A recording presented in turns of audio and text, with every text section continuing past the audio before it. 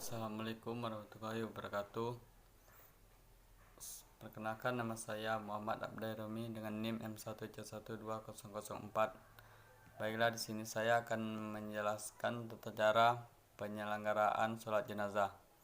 Baiklah, sebelumnya itu mari kita ketahui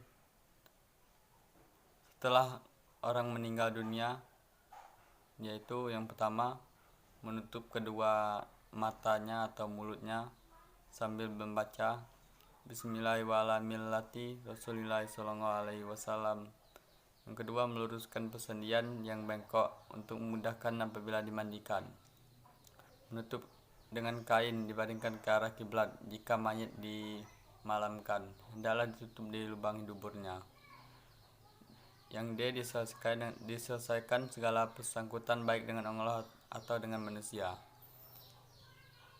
dengan bacaan Ibni Maji'an marutikan in Rasulullah SAW ba'dahu man mata wa alaihi dirhum au dinaru padan min nasanatil laisa summa dinarun wala dirhum, yang artinya siapa-siapa yang mati dan atas hutang akan dibayarkan kelak dari amal hasanah kebaikannya, tidak di sana dinar dan tidak ada dirham.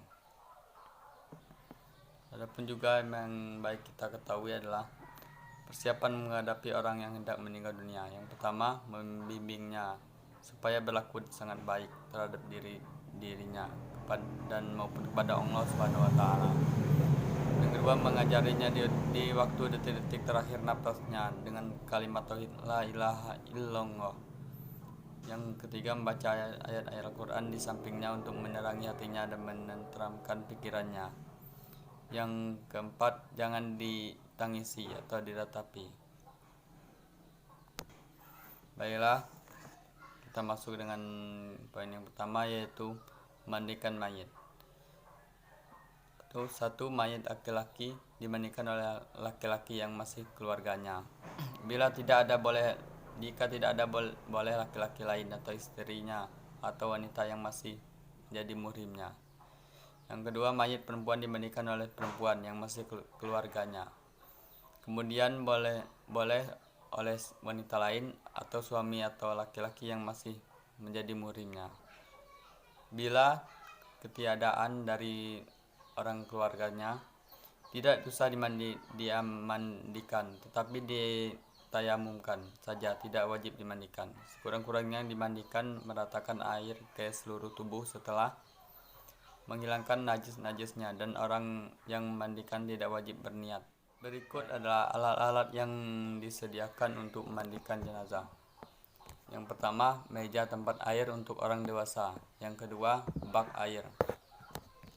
Lalu perhatian untuk orang yang memandikan jenazah. Yang pertama, tempat memandikan yang paling bagus ditempatkan yang sunyi. Yang kedua, orang yang memandikan sunnah memicingkan mata, jangan terlalu cermat melihat aurat kecuali hajat. Yang ketiga, mayit supaya diberi kain basah, jangan ditelanjangi. Air pertama digunakan adalah air bersih jernih, lalu menjatuhkan niat mandi sementara, menghilangkan kotoran-kotoran yang ada di badan dan segala lubang-lubang si mayit dengan kain perca kain sebagai las tangan. Kemudian badan mayit supaya diangkat sedikit untuk menekan, untuk memudahkan segala kemungkinan yang mungkin keluar. Air kedua setelah bersih digunakan air yang 9 yang membasuh, yaitu 1, 3 kali masuk ke sebelah kanan dari kepala sampai kaki. Setelah badan mayit dimiringkan ke sebelah kiri dan membaca Bismillahirrahmanirrahim Rabbana wa ilaikal masir. Subhanallah prona innaka yarhamuna Rabbana wa ilaikal masir. Subhanallah pronaka yarhamu Rabbana wa ilaikal masir. Sebanyak 3 kali. Yang kedua, 3 kali sebelah kiri setelah dimiringkan sebelah kanan sambil membaca Bismillahirrahmanirrahim yarhimu Rabbana wa ilaikal masir, dibaca dengan 3 kali. Kemudian yang ketiga, 3 kali ke setelah hadapan di pihak atas dari muka sampai kaki. setelah ditentangkan sambil membaca Bismillahi upronaka yarmanu yarhimu rabbana wa ilaikal masir. Baca dengan sebanyak 3 kali. Setelah selesai membacanya, maka mayit dikeringkan lalu diangkat ke kain kafan yang sudah disediakan. Perhatian untuk orang yang mandikan jenazah. Bagi yang maksud memakaikan kain pakaian seperti serban, kemeja, kain panjang terlebih dahulu dipakaikan kafan. Laki-laki sunat 3 lapis dengan pakaian. Perempuan sunat 5 lapis dengan pakaian. Dan kalau benda rias atau perak seperti di giginya tidak wajib meninggalkannya. Sekiranya mudarat meninggalkannya, kemudian kuku yang panjang tidak wajib dipotong. Kemudian lagi masuk dengan poin yang kedua, yaitu mengkafani mayit.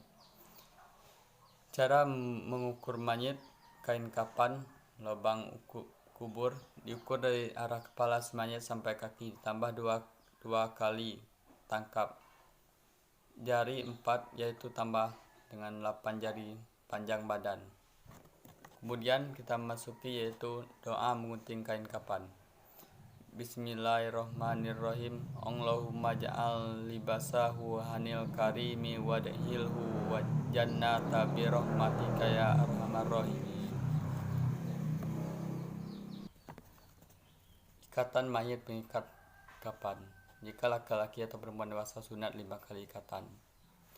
Jika anak-anak perempuan atau laki-laki 3 kali ikatan, yaitu ujung kaki, dada, ujung kepala. Sebelum mayit dikafani, maka lubang-lubang si mayit supaya ditutup dengan kapas setelah dihamburi dengan minyak wangi, dan lapis-lapisan supaya dihampuri juga dengan minyak wangi. Dan setelah mayit dibungkus, kecuali muka supaya ditinggalkan ikatannya untuk memudahkan bagi keluarga yang berziarah terakhir.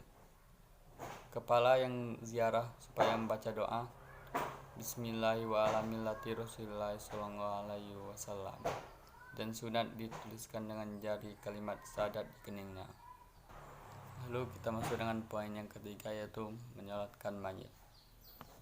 Yang A, syarat-syarat menyolatkan mayit. Seperti syarat-syaratnya salat wajib. Yang kedua, mayit yang disolatkan wajib sudah dimandikan. Yang kedua, rukun-rukunnya. Yang pertama, niat. Yang kedua, berdiri bagi yang kuasa. Yang tiga, dengan 4 takbir. Membaca Al-Fatihah setelah takbir pertama. Membaca selawat setelah takbir kedua. Mendoakan si mayit setelah takbir ketiga, paling sedikitnya Allahumma fillahu warhamhu wabi'wafwan. Sini saya sudah mempunyai jenazah yang berupa anak laki-laki, yang merupakan ada 3 ikatan, yaitu di lutut, di tengah dada, dan di ujung kepala. Dan seterusnya saya akan melaksanakan sholatnya sebagai berikut. Bismillahirrahmanirrahim. Usolli ala azal maiti tabli takbiratin pada kifayati makmuman lillahi ta'ala. Allahu akbar. Bismillahirrahmanirrahim. Allahumma sholli ala sayyidina Muhammad wa ala ali Muhammad kama shallaita ala Ibrahim wa ala ali Ibrahim wa ala sayyidina Muhammad wa ala ali sayyidina Muhammad kama barakta ala Ibrahim wa ala ali Ibrahim fil alamin innaka Hamidum Majid. Allahu akbar. Bismillahirrahmanirrahim.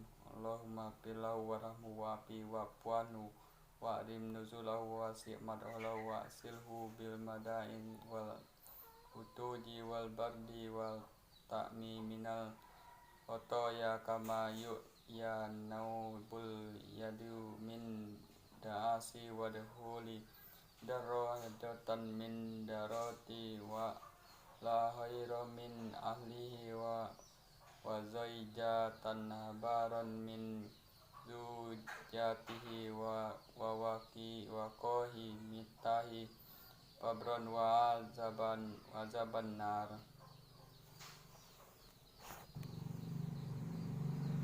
Allahumma ja'alhu fardon liyabau bihi wa salafa wa zuhran wa izatan wa tibaran wa safi'an.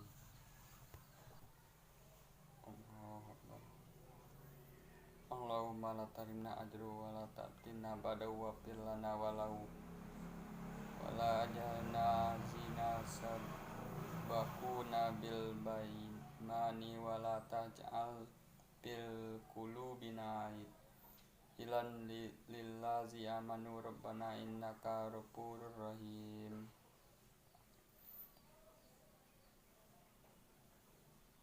Assalamualaikum warahmatullahi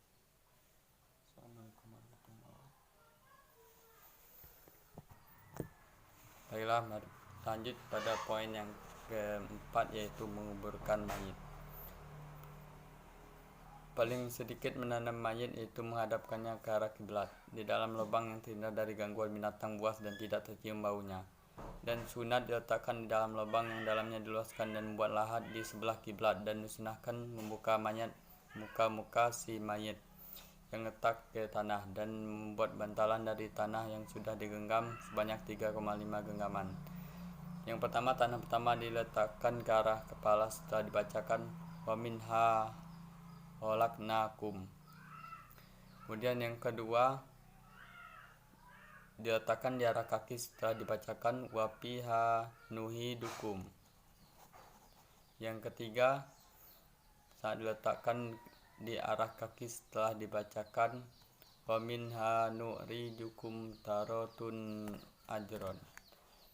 Dan ikatan kapan supaya dibuka tak usah ditinggalkan. Setelah timbun, bila papan sudah lenyap, maka disunahkan menalkin, mengajarinya, dan nama-nama yang sunnah lainnya. Dan orang yang menalkinnya sebaiknya duduk di sebelah muka si mayit, berhadapan dengan mayit. Dan hanya itulah yang dapat saya sampaikan tentang penyelenggaraan jenazah. Baiklah, saya akhiri dengan wabillahi taufiq wal hidayah.